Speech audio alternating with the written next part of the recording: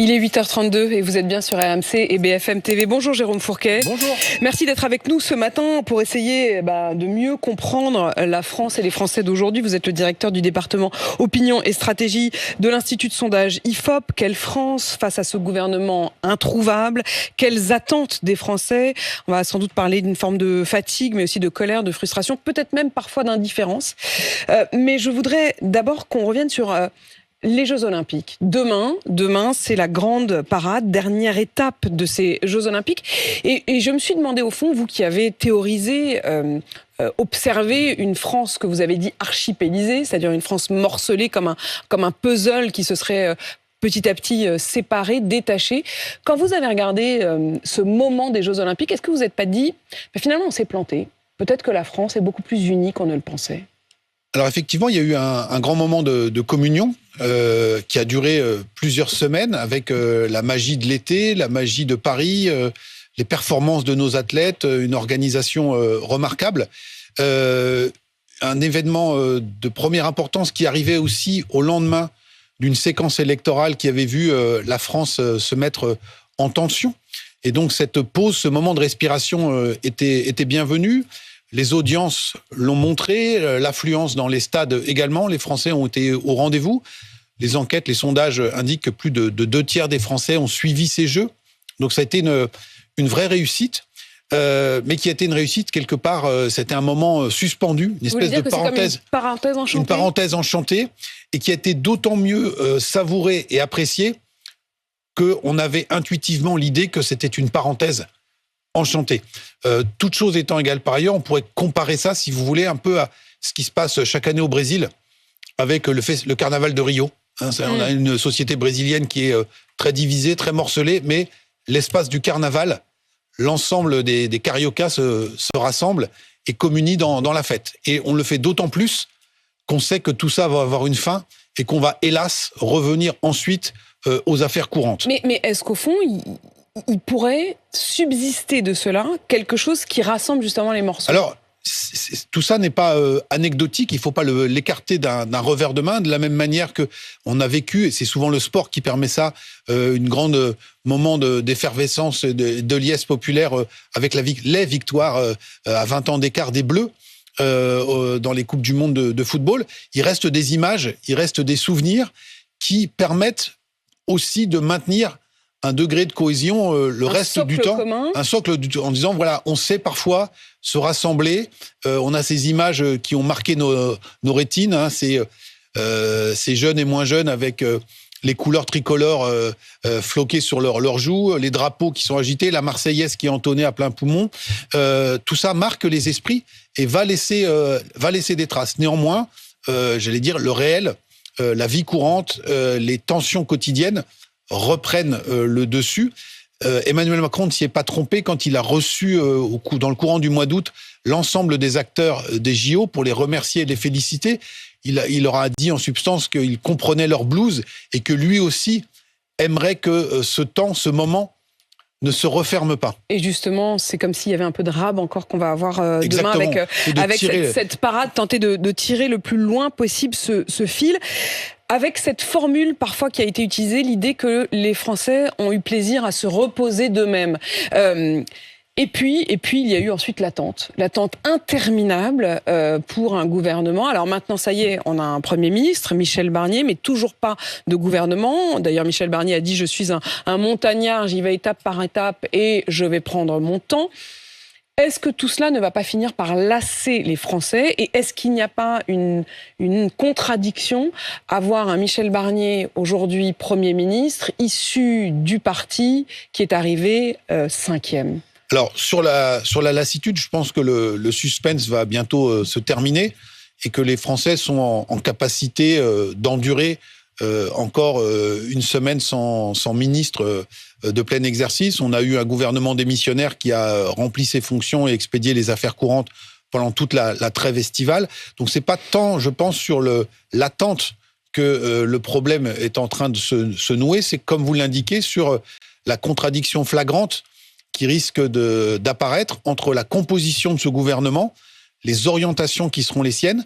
Tout se passera comme si, quelque part, LR avait quasiment gagné les élections, et puis ce que vous rappeliez, c'est-à-dire le score de ce parti au premier tour, 5%, et au deuxième tour, à peine un peu moins de 50 députés, quasiment tous élus dans des duels contre le Rassemblement national, avec des voix de gauche et du camp macroniste. Encore la contradiction. Et ça renforce encore effectivement la contradiction. Mais on a entendu hier des formules, notamment cette formule dite par LR, qui dit à Michel Barnier « On vous soutiendra, mais on veut une politique de droite avec plus de sécurité, moins d'immigration ».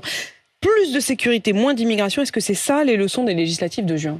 Alors, c'est une partie de la leçon, puisque ce sont les ingrédients qui ont présidé à ce qui a... au mouvement très puissant qui aboutit à la situation dans laquelle on se trouve, c'est-à-dire la dynamique du Rassemblement national. Mais dans ce cas, pourquoi est-ce qu'ils n'ont pas mis Jordan Bardella, Premier ministre, si c'est pour faire une politique avec plus de sécurité et moins d'immigration ? Alors, quand les LR parlent de ça, c'est qu'ils savent que là-dessus, ils peuvent obtenir un consensus de la part du Rassemblement national, dont ils ont absolument besoin de la neutralité pour ne pas que... une neutralité bienveillante. Alors bienveillante, mais qui sera monnayée. Mais Laurent Wauquiez et les autres ténors des Républicains vont aussi faire passer le message que il y a des attentes très fortes de leur point de vue sur les comptes publics, sur l'état du budget. Mais ça, c'est moins populaire et ça ne rentre pas, si vous voulez, dans l'opération de séduction en direction du Rassemblement national. Mais vous voyez cette façon de... Allez-y. Excusez-moi, cette façon de poser les conditions. Alors, les LR sont dans leur rôle, puisque c'est l'un des leurs qui a été désigné. Poser leurs conditions programmatiques, en coulisses, faire le forcing pour obtenir les postes clés. Tout se passe, encore une fois, comme si les LR avaient gagné cette élection. Et donc là, il y aura manifestement, bien au-delà de cette question de l'attente interminable, un sentiment de frustration et de colère chez de très nombreux Français, d'horizons politiques différents. On a été marqué pendant assez longtemps en France par ce qui s'est passé le lendemain du référendum de 2005, sur la Constitution européenne, où une majorité de Français, le non l'a emporté, 55%, la Constitution est tout de même advenue. Elle était adoptée par voie parlementaire. Et beaucoup de Français qui avaient voté non à ce texte ont dit « mais c'est bien la peine qu'on se déplace pour aller voter, puisqu'on nous a fait un enfant dans le dos, qu'on a quand même, en dépit de notre décision, de notre souveraineté, voté, fait adopter ce traité ». La participation avait été importante lors de ce référendum, comme elle a été importante aux législatives. C'est-à-dire que beaucoup de Français ont joué le jeu. Se sont dit, là, il y a une élection décisive, Emmanuel Macron dissout, on est dans un moment grave, il faut qu'on exerce notre devoir de citoyen.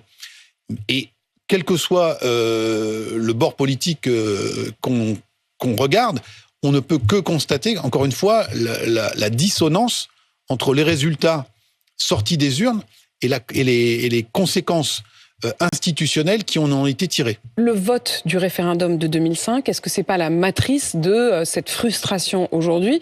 Et donc, si je vous suis, ça veut dire que la frustration déjà considérable qui était ressortie de 2005 avec le sentiment que le peuple n'était pas écouté, puisque effectivement, ce qu'ils avaient refusé est revenu par la fenêtre, là, encore aux législatives un vote massif, ça veut dire que les Français croient encore malgré tout à la démocratie. Est-ce que la frustration ne va pas être encore plus grande, puisque c'est la deuxième fois qu'on leur fait le coup, si je vous suis. Alors, laissons un peu de temps au temps et voyons quelles seront les orientations prises par ce gouvernement. Mais encore une fois, le casting va être important, les premières décisions qui vont advenir également. La semaine dernière, c'était la gauche qui a mobilisé, enfin une partie de la gauche, la France Insoumise, qui a mobilisé ses troupes dans la rue pour crier au coup de force institutionnel, mais il n'y a pas que la gauche dans cette affaire qui va se sentir lésée. Pour l'instant, le Rassemblement national est dans un entre-deux. C'est pour ça que Laurent Wauquiez et d'autres essayent d'envoyer des messages ou des signaux en disant il y a une partie de votre programme qui va être appliquée par ce qu'on va faire. Mais regardez la situation kafkaïenne dans laquelle on se trouve. Ce gouvernement va avoir un soutien minoritaire à l'Assemblée et le cœur de son soutien va être constitué par les députés des Républicains qui sont 47. Et donc, Michel Barnier, LR, va dépendre de plus de 160 députés macronistes, du MoDem, du parti de Gabriel Attal, d'Horizon. Et au bout de quelques semaines, la nature va reprendre ses droits, chacun va essayer de faire valoir ses positions. Donc la situation, de mon point de vue, va être extrêmement difficile à tenir, avec ce risque majeur d'un nouveau schisme démocratique qui va être ressenti par beaucoup de Français qui vont dire on a joué le jeu, et on est passé par-dessus notre vote. Est-ce que la colère est aussi ce qui motive ceux auprès de qui vous vous êtes tourné pour essayer de faire ce sondage? L'un des enseignements d'un sondage qui est paru hier soir par votre institut IFOP, qui montre que Marine Le Pen serait largement en tête des intentions de vote si les élections avaient lieu aujourd'hui. Quand je dis largement en tête, ça veut dire que ça continue encore à monter, on est bien d'accord ? Oui, alors on est sur des scores aux alentours d'un tiers des voix, ce qui est énorme, mais qui est dans la suite, si vous voulez, logique. Mais ça veut dire que la dynamique ne s'est pas arrêtée. La dynamique n'a pas été stoppée. L'électorat RN, lui, s'est senti floué, pas dans la composition du gouvernement. Et l'annonce de la nomination de Michel Barnier, c'est l'entre-deux tours. C'est-à-dire que vous êtes Front républicain. C'est le Front républicain. Le RN est en tête avec ses alliés ciotistes, avec quasiment 35% des voix. Ils ressortent avec 140 députés et ils sont le troisième groupe à l'Assemblée nationale. Et donc, même cause, mêmes effets, ces électeurs RN disent le message n'a pas été entendu et donc on continue. Donc ça ne les a pas découragés. Ils ne se sont pas dit, bon, on lâche l'affaire. Non, au contraire, ça les a renforcés. Ça les a renforcés. Et ce qui peut encore les renforcer, c'est s'ils ont l'impression que, bien qu'étant minoritaire à l'Assemblée, le RN, ça va être tout l'enjeu des prochaines semaines, quelque part joue le rôle d'arbitre et maintient sa pression sur l'exécutif. Jérôme Fourquet, l'un des enseignements de votre sondage, c'est que le vote RN est de plus en plus un vote d'adhésion et de moins en moins un vote de contestation. C'est renforcé également par une autre étude qui là sort de la Fondation Jean Jaurès. Ça veut dire que concrètement aujourd'hui, on vote RN pas juste parce qu'on est en colère. On vote RN pour le programme du RN. Alors, pour le programme et peut-être encore davantage pour adhésion au consensus, au diagnostic que le RN porte sur l'état de la société. Avant même les propositions que le RN peut faire, ce qui joue un rôle moteur, c'est que cet électorat se dit ce que raconte le RN, ce que le RN décrit, c'est ce que moi je vois depuis ma fenêtre, et le RN est le seul parti à poser un tel diagnostic en termes de situation sociale, situation sécuritaire, situation migratoire, et conditions supplémentaires dans la grande toile que dresse le RN sur l'état de la société française.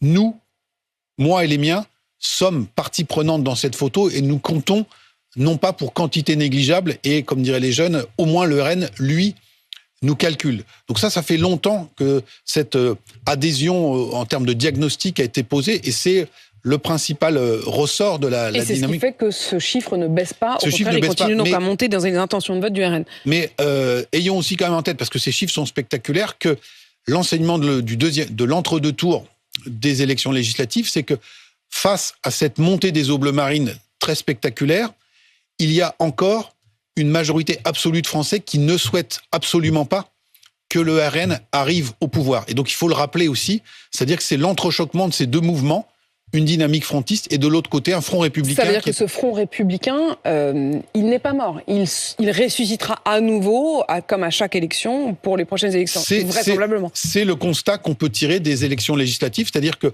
objectivement, beaucoup de Français se sont dit, cette fois le RN peut vraiment gagner. Jordan Bardella était déjà en train de composer son gouvernement. Marine Le Pen avait indiqué qu'il n'y aurait plus de domaine. Et donc, face à la perspective avérée d'une victoire, le Front républicain a été ressoudé. Mais vous disiez tout à l'heure aussi qu'un certain nombre de Français avaient le sentiment de s'être fait avoir. Est-ce que ceux qui ont joué le jeu de ce Front républicain accepteront de le faire à nouveau si c'est pour se retrouver avec finalement un gouvernement de droite ? C'est tout l'enjeu. Regardez, le Front républicain avait été pratiqué en 2017 au deuxième tour de l'élection présidentielle, quand on était déjà pour la première fois dans un duel Emmanuel Macron-Marine Le Pen. Et en 2022, le Front républicain, dans la même configuration, a moins bien fonctionné. Il a fondu. Marine Le Pen était passée de 34% à 41% en 5 ans, parce que toute une partie de l'électorat de gauche avait dit « on nous y reprendra plus ». Et Emmanuel Macron, qui devait mener une politique et de droite et de gauche, a mené en fait une politique de droite. Et donc nous ne voterons plus pour ce candidat. Sauf que, et c'est là que l'enseignement des législatives est intéressant, le Front républicain se réactive quand la perspective d'une victoire du RN est avérée. Là, en 2022, même si des électeurs pouvaient se dire que Marine Le Pen avait ses chances, le consensus majoritaire était qu'elle ne pouvait pas gagner. Est-ce que, Jérôme Fourquet, vous avez regardé l'étude de Vincent Tiberge? Il est sociologue et professeur à Sciences Po. Lui, il dit, au fond, il y a une forme de décalage entre la droitisation des élites françaises et la réalité d'un peuple qui, notamment sur la question des valeurs, a énormément progressé et en réalité est beaucoup plus progressiste que ces élites conservatrices. Alors, oui, j'ai commencé à regarder ces travaux. Je suis en partie d'accord avec le diagnostic qui est fait. Il faudrait néanmoins nuancer, quand on dit les élites, toutes les élites politiques ou médiatiques ou intellectuelles ne sont pas conservatrices. Et puis, pour ce qui est du phénomène général ou non de droitisation dont on parle dans le pays, je pense qu'il faut distinguer 3 axes. Le premier, c'est l'axe sociétal. Les valeurs, la tolérance en matière de mœurs, sur l'IVG, sur l'homosexualité. Et là, toutes les enquêtes montrent qu'aujourd'hui, la France est beaucoup plus progressiste, beaucoup plus tolérante qu'elle ne l'était il y a 40 ans. Sur l'homosexualité, sur l'IVG, encore une fois, la société française s'est très fortement décrispée et donc on ne peut pas parler de droitisation sur ce plan-là. Sur le plan économique et social, la première revendication de toute une partie des candidats aux législatives était de abroger cette fameuse réforme des retraites. Et vous voyez bien qu'il y a des attentes très fortes sur le pouvoir d'achat et en dépit du fait que le budget soit pour la 50e année de l'État, la 50e année consécutive déficitaire, le consensus est qu'il faut encore augmenter les dépenses publiques. Donc sur le champ économique, on ne voit pas non plus les symptômes d'une droitisation. En revanche, sur le troisième pan, qui est celui des questions régaliennes, sécurité, immigration, là, je pense qu'on a des indices objectifs d'une droitisation du pays. Jérôme Fourquet, on l'apprend à l'instant, le chiffre de l'inflation, pour la première fois depuis 3 ans, passe sous la barre des 2%. En gros, on peut le dire maintenant, l'inflation est derrière nous. En termes de pouvoir d'achat, ça peut avoir un impact énorme sur les Français. Évidemment. Oui, alors attention, l'inflation diminue. Ça ne veut pas dire que les prix reviennent au prix d'avant, mais ça veut dire qu'ils arrêtent d'augmenter. Voilà, avec quand même un certain nombre de marqueurs de prix qui sont très sensibles pour les Français, notamment celui des carburants, où là, la baisse est pour le coup objective et avérée. Et on voit, nous, déjà dans nos enquêtes, que la préoccupation sur le pouvoir d'achat reste toujours très forte, mais qu'elle a un peu diminué par rapport à il y a quelques années. Attention néanmoins, les fins de mois sont quand même difficiles pour plus de la moitié de nos concitoyens, et les efforts budgétaires qui vont être demandés dans le cadre des prochaines négociations vont bien évidemment crisper toute une partie de la population. Jérôme Fourquet, si vous aviez face à vous Michel Barnier, qui doit composer son gouvernement, à quoi lui diriez-vous d'être particulièrement attentif ? Mais justement à cette idée, à ne pas faire naître ou alimenter l'idée que la droite et les LR donneraient le sentiment ou l'impression qu'ils ont gagné ce scrutin, et de leur rappeler en permanence, mais je pense que Michel Barnier est pleinement conscient de tout cela, l'état du pays et l'équilibre des forces.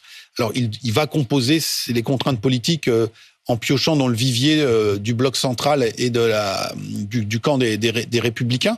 Mais dans le ton qui sera employé, dans les désignations qui seront faites, dans les premières mesures qui seront annoncées, tenir compte du fait qu'il y a un risque, encore une fois, de schisme démocratique de la part de tous ceux qui vont avoir le sentiment qu'on leur a volé cette élection, ou que le président et Michel Barnier se sont assis sur le résultat des urnes. Il y a un point sur lequel le RN et la gauche, pour le coup, sont d'accord, c'est le fait de revenir sur la réforme des retraites. Est-ce qu'il doit tenir compte de cela ? Est-ce qu'effectivement, pour les Français, ça reste la priorité ? Alors, c'est un sujet qui fait consensus dans une large partie de la population. De ce point de vue-là, l'attitude du Rassemblement national sera très intéressante à observer, puisque c'est eux, en tant que principal groupe à l'Assemblée nationale, qui disposent de la première niche parlementaire. Donc on verra à quoi ils vont utiliser cette niche.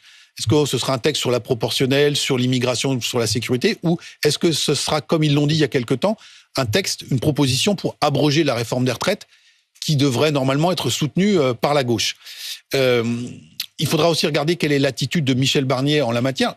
Je ne pense pas, compte tenu des négociations, du rapport de force qui a été instauré avec Emmanuel Macron, que Michel Barnier est dans l'esprit de revenir sur cette réforme, mais peut-être de l'amender à la marge, parce qu'il sait également que, compte tenu de la situation budgétaire très dégradée du pays, nous sommes sous observation à la fois de nos partenaires européens, mais également des marchés financiers dont nous dépendons pour nous financer quotidiennement, et donc que tout retour arrière trop brutal sur la réforme des retraites serait un signe, une ligne rouge qui serait franchie en direction de ces acteurs dont on dépend, qu'on le veuille ou non. Merci Jérôme Fourquet d'être venu dans ce studio répondre à mes questions. Directeur du département opinion et stratégie de l'Institut de sondage IFOP. Et je voudrais citer votre dernier livre, La France d'après, une France dans laquelle on se projette.